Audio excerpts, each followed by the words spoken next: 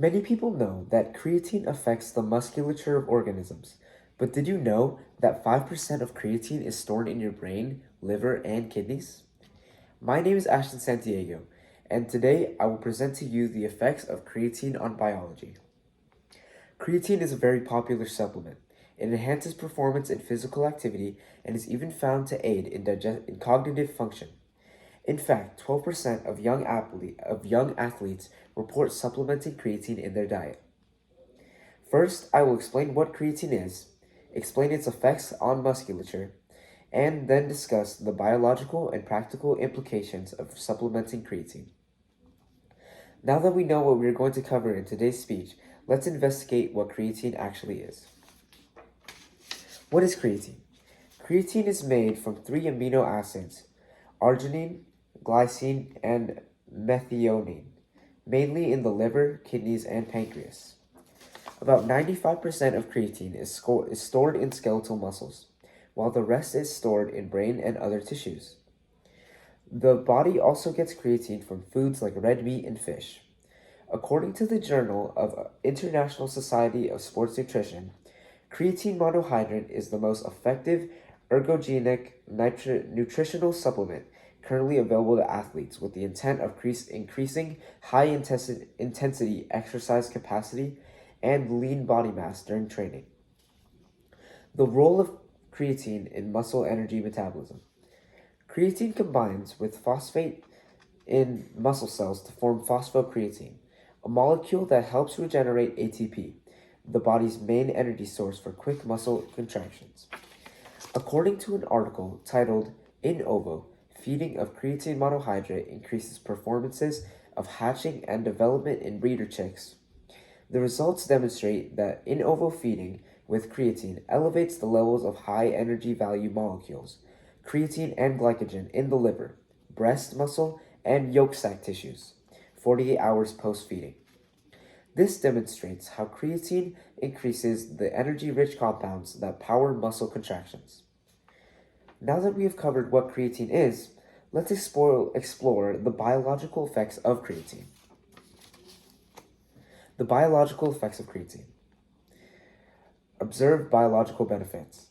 Creatine increases muscle phosphocreatine stores, improving performance and endurance.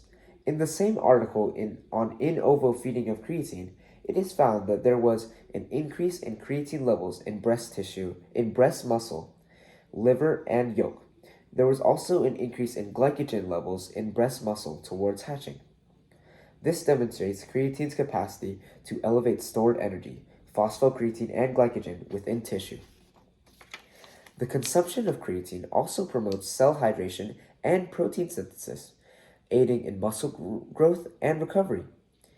Creatine supplementation with resistance training significantly enhanced bench and chest press strength compared to the placebo, supporting its efficiency for improving upper body muscular strength, according to a 2025 article titled The Effects of Creatine Supplementation on Upper and Lower Body Strength and Power, a systematic review and meta-analysis. This shows the biological translation of creatine's effect into measurable strength improvements.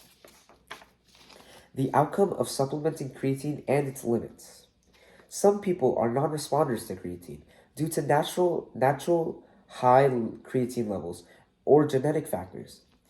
Also, there are possible side effects of creatine, which include water retention or stomach discomfort. The effects of supplementing creatine do vary. A significant increase in peak power was shown in the post compared to pre-supplementation in the creatine group, while the percentage decrement in repeated sprints was significantly decreased post-supplementation. This indicates a measurable power improvement, but also shows its limits when it comes to athletic performance. There was no added benefit when combined with beta-alanine. Additionally, in the effects of creatine supplementation on upper and lower body strength and power article, it states, no overall improvement was observed for hand grip strength or leg press strength, suggesting that ergogenic effects may be more pronounced in certain multi-joint compound exercises like the squat and bench press. Now that we are educated on the biological effects of creatine, let's learn more about creatine's biological and practical implications. Biological and practical implications. Creatine not only benefits younger athletes, but it can also be utilized by the elderly. In the same article by the Journal of International Society of Sports Nutrition, it states, creatine monohydrate supplementation is not only safe, but has also reported to have a number of therapeutic benefits in healthy and diseased populations, ranging from infants to elderly. This demonstrates applications of creatine supplementation in clinical and aging populations beyond sports. Supplementation may also aid muscle recovery and rehabilitation after injury or stress. This is part of the reason why so many athletes take creatine.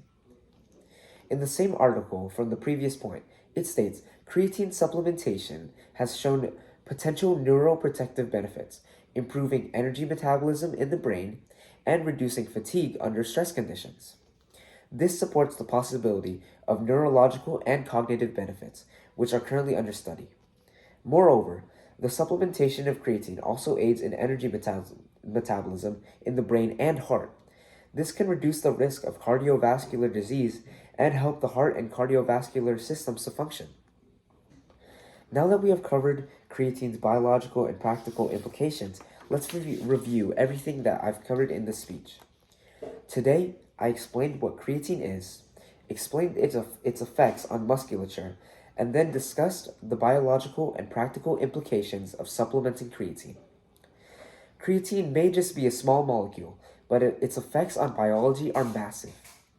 They remind us how deeply